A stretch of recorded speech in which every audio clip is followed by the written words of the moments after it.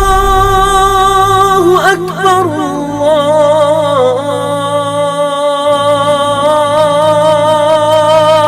الله أكبر.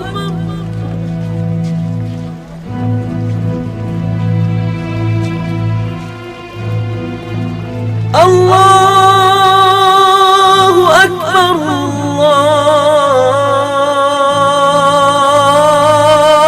الله أكبر.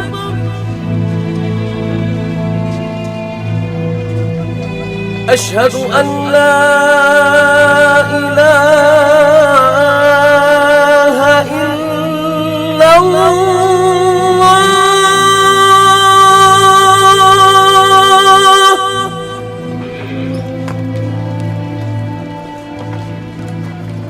أشهد أن لا إله إلا الله.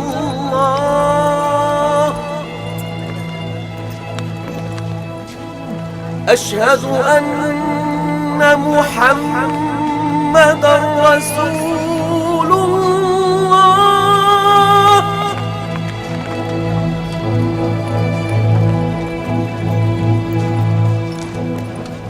أشهد أن محمدًا رسول الله.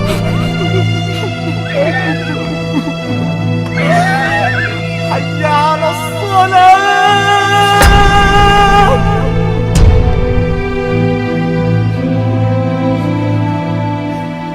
حي على الصلاة.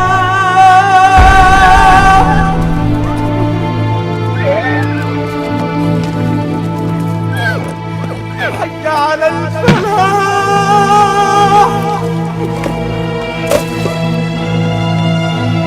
حي على الفلاح.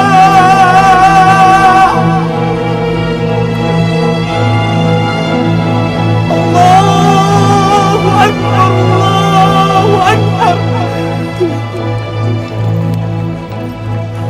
لا إله إلا الله.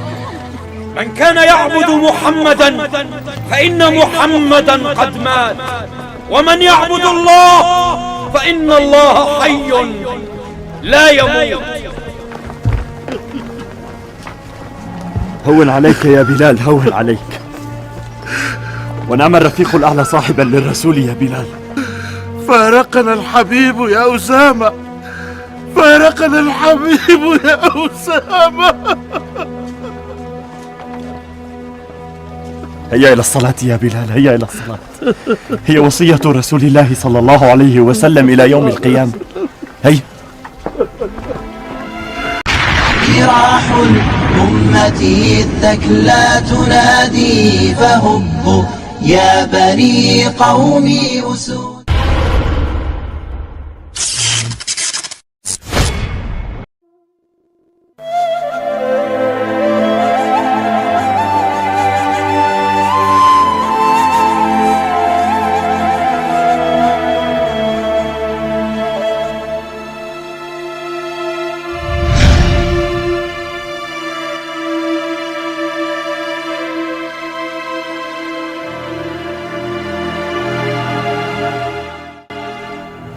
Assalamualaikum warahmatullahi wabarakatuh. 5 hari menjelang wafat, Rasulullah Muhammad SAW berkhutbah menerangkan keutamaan Abu Bakar As-Siddiq dibandingkan seluruh sahabat lainnya. Ditambah lagi ilustrasi Nabi di hadapan seluruh sahabat agar Abu Bakar ditunjuk menjadi imam kaum muslimin dalam sholat. Dalam kitab Al-Bidayah wal Nihayah, Ibnu Katsir menjelaskan bahwa khutbah Nabi ini merupakan pengganti dari keinginan beliau untuk menulis wasiat siapa yang menjadi penggantinya. Dalam khutbah ini, Rasulullah mandi sebelumnya, kemudian keluar untuk sholat bersama kaum muslimin dan kemudian menyampaikan khutbahnya.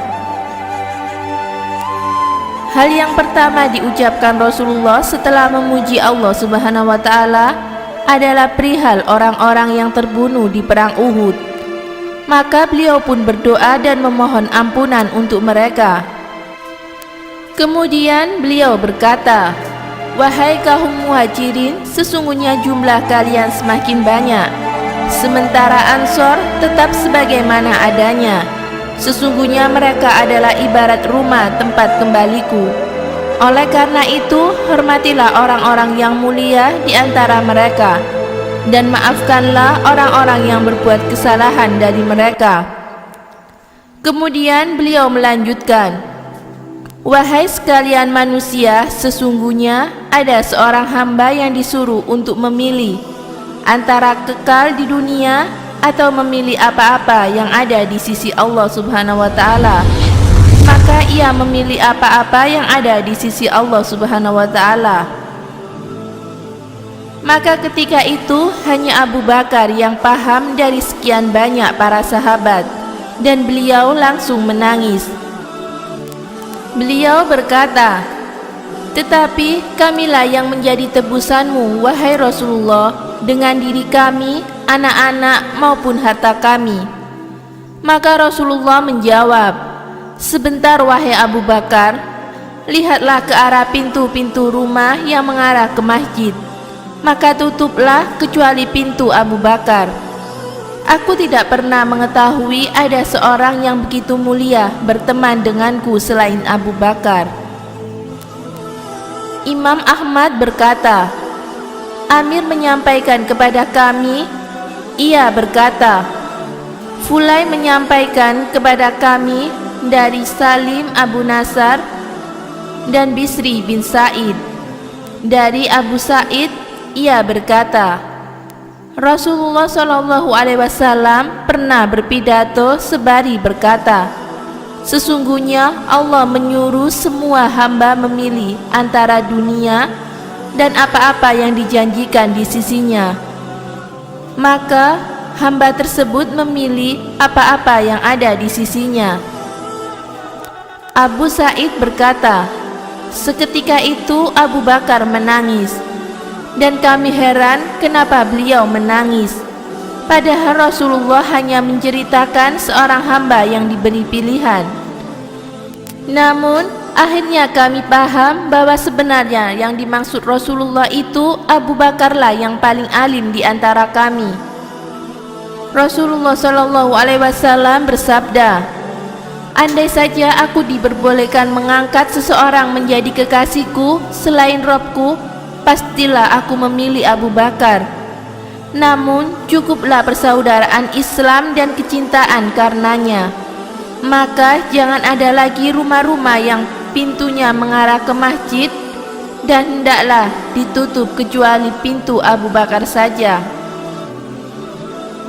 Imam Al-Bukhari juga meriwayatkan hadis ini dari jalan Abu Amin Ar-Akadi dengan sanad yang sama.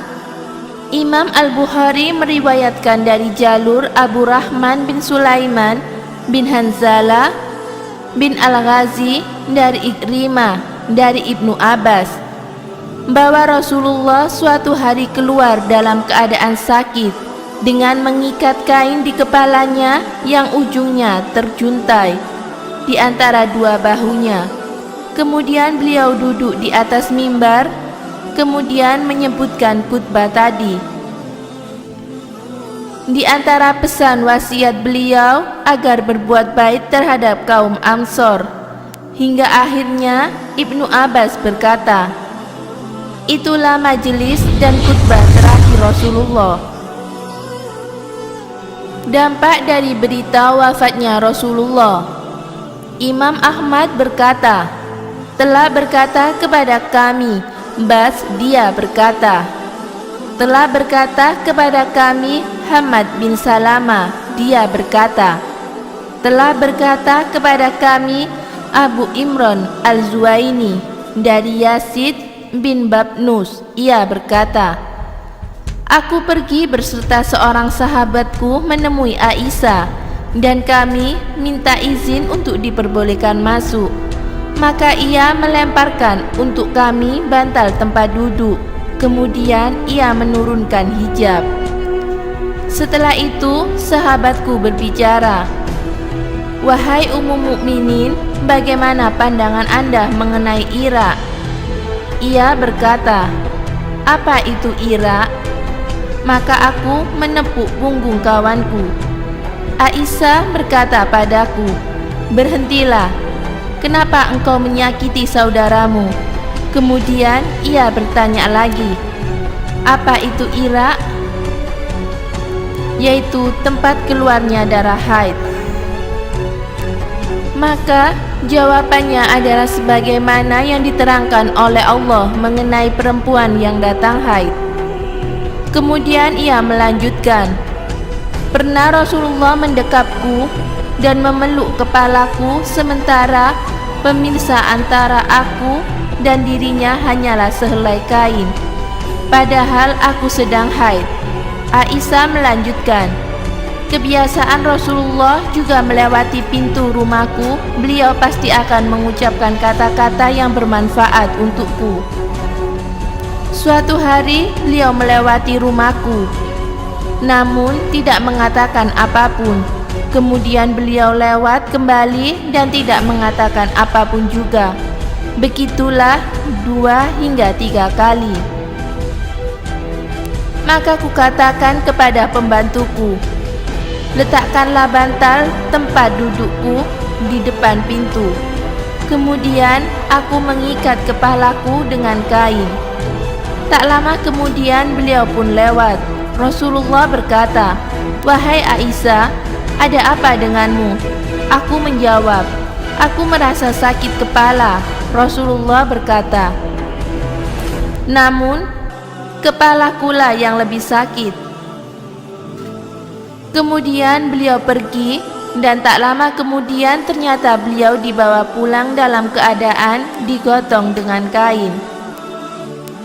Kemudian beliau mengirim utusan dan berkata kepada para istrinya, 'Aku sedang sakit keras dan tidak dapat lagi berkeliling ke rumah-rumah kalian.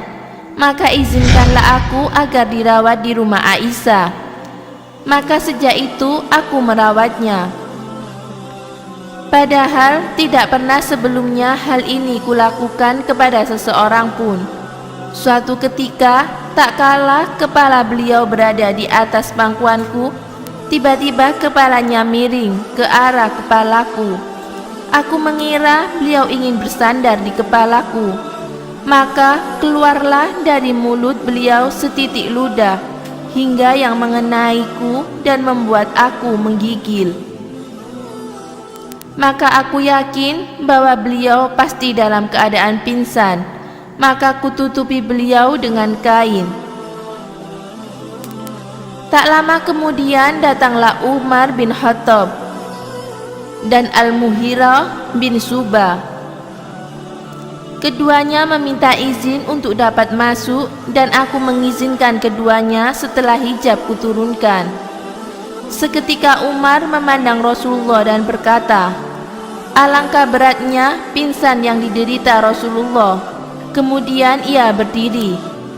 Tak kala keduanya mendekati Rasulullah, Al-Mughirah berkata, "Wahai Umar, sesungguhnya Rasulullah telah wafat. Sebab Rasulullah tidak akan mati hingga Allah membinasakan habis seluruh orang-orang munafik." Dalam riwayat itu Aisyah melanjutkan, "Setelah itu datang Abu Bakar dan mengangkat hijab sambil memandang ke arah Rasulullah dan berkata, 'Inna lillahi wa inna ilaihi raji'un.' Sesungguhnya Rasulullah telah wafat." Kemudian mendekati kepala Rasulullah dan mendekat ke arah mulut, lalu mencium keningnya. Kemudian ia berkata, "Aduhai Nabi." Kemudian dia mengangkat kepalanya dan kembali mendekat ke mulut Nabi serta mencium sambil berkata, "Aduhai pilihan Allah." Kemudian ia kembali mengangkat kepalanya dan mendekat ke arah mulut serta mencium keningnya sambil berkata, "Aduhai kekasih Allah, Rasulullah telah wafat." Lantas ia keluar menuju masjid. Sementara Umar sedang berpidato dan berbicara di hadapan manusia serabi berkata, "Sesungguhnya Rasulullah tidak mati hingga Allah membinasakan orang-orang munafik." Kemudian Abu Bakar angkat bicara sambil memuji Allah dan membuka pembicaraan dengan membacakan ayat, "Sesungguhnya kamu akan mati dan sesungguhnya mereka akan mati pula." Az-Zumar ayat 30 hingga selesai. Kemudian membacakan ayat lainnya. Muhammad itu tidak lain hanyalah seorang rasul. Sungguh telah berlalu sebelumnya beberapa orang rasul. Apakah jika dia wafat atau dibunuh, kamu berbalik ke belakang atau murtad? Barang siapa yang berbalik ke belakang, maka ia tidak dapat mendatangkan mudarat kepada Allah sedikit pun, dan Allah akan memberi balasan kepada orang-orang yang bersyukur. Surat Ali Imran ayat 144. Setelah itu ia berkata, barang siapa yang menyembah Allah, maka Allah hidup dan tidak akan mati. Dan barang siapa yang menyembah Muhammad, ketahuilah sesungguhnya Muhammad telah wafat. Spontan Umar berkata, apakah yang engkau bacakan tadi terdapat dalam kitabullah? Aku tidak pernah merasa bahwa ayat itu termaktub dalam kitabullah. Umar melanjutkan, wahai saudara-saudara sekalian, inilah Abu Bakar, dan dialah yang paling kita tuakan dari seluruh kaum muslimin. Maka baiatlah dia. Maka manusia pun membaiatnya. Az-Zuhri berkata, telah berkata kepadaku Sa'id bin Musayyib bahwa Umar berkata, demi Allah aku tidak sadar hingga aku dengar Abu Bakar membacakan ayat tersebut. Maka aku yakin bahwa itulah yang benar. Tanpa sadar aku pun jatuh terduduk. Kakiku tak kuat lagi menahan tubuhku. Maka yakinlah, aku ketika itu Abu Bakar membacakan ayat itu bahwa Rasulullah telah wafat. Demikianlah kisah wafatnya Rasulullah SAW dan khutbah yang disampaikan beliau menjelang wafatnya. Semoga sholawat dan salam senantiasa tercurah untuk Rasulullah SAW, keluarga, sahabat, dan para pengikutnya. Wallahu a'lam bishawab.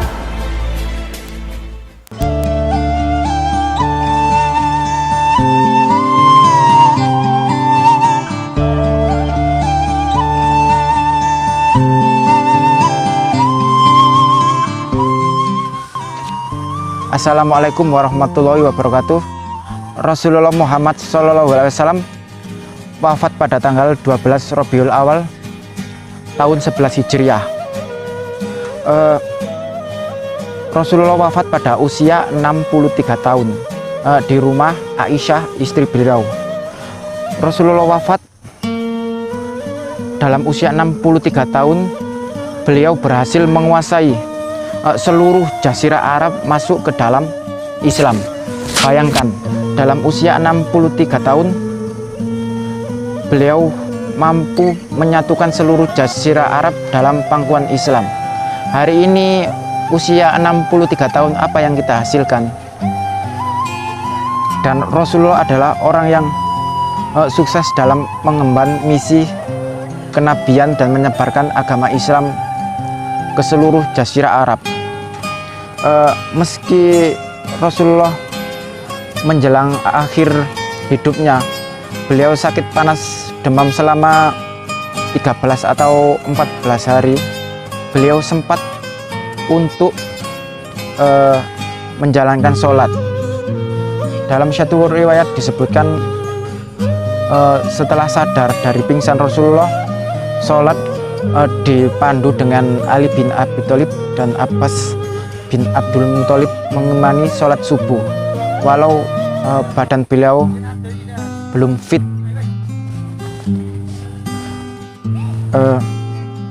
Demikian itulah, semoga memberi manfaat. Wassalamualaikum warahmatullahi wabarakatuh.